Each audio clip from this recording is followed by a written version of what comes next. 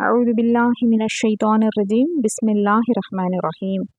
ஏக இறைவனின் சாந்தியும் சமாதானமும் நம் அனைவரின் மீதும் உண்டாவதாக. அஸ்ஸலாமு அலைக்கும் வரஹ்மத்துல்லாஹி பரகாத்துஹு. நம்மளோட லேர்னிங் ஆஃப் ஹதீத் சேனல் வழியா தினம் ஒரு துவா மனனம் செய்வோம்ன்ற பகுதியில் சின்ன சின்ன துவாக்களை நம்ம மனனம் செஞ்சுட்டு வரோம். ஒவ்வொரு துவாவுமே நம்மளுக்கு மிக முக்கியமான துவாக்கள், அன்றாட வாழ்க்கையில் பயன்படுத்தக்கூடிய துவாக்களாக இருக்குது. அந்த வகையில் இன்னைக்கு நம்ம பார்க்க போகிற துவா மிக மிக அவசியமான ஒரு துவா. இந்த காலகட்டத்தில் நம்மளுக்கு இருக்கிற பலவிதமான சூழ்நிலைகளில் நம்மளுடைய ஈமான்ல உள்ளம் உறுதியான முறையில் நிலை பெறதுக்காக இந்த துவாவை நம்ம ஆண்டவன்கிட்ட கேட்கணும். நம்மளுடைய ஈமானின் உறுதியை குலைக்கக்கூடிய பலவிதமான சூழ்நிலைகளுக்கு இடையில நம்மளுடைய இன்றைய வாழ்க்கையை நம்ம வாழ்ந்துட்டு இருக்கோம்.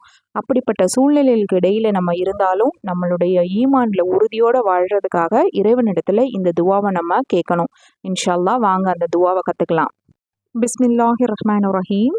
ரப்பனா லா துஸிக் குலூபனா பஅத இத் ஹதைதனா வஹப் லனா மின் லதுன்க ரஹ்மதன் இன்னக அன்தல் வஹாப். இன்னொரு தடவை படிச்சிடலாம்.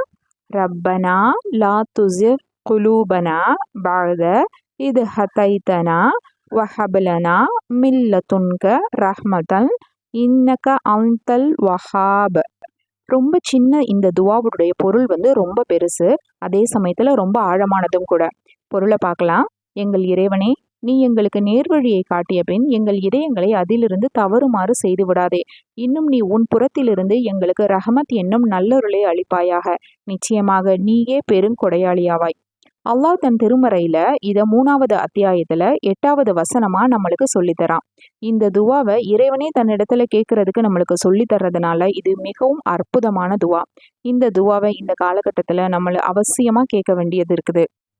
தினமும் தொழுகையில இந்த துவாவை நம்ம இறைவனிடத்துல கேட்டு நம்மளுடைய ஈமான்ல உறுதியை பெற எல்லாம் அல்லாஹ் சுப்ஹானஹு வ தஆலா அருள் செய்வானாக. அஸ்ஸலாமு அலைக்கும் வரஹ்மத்துல்லாஹி பரகாத்துஹு.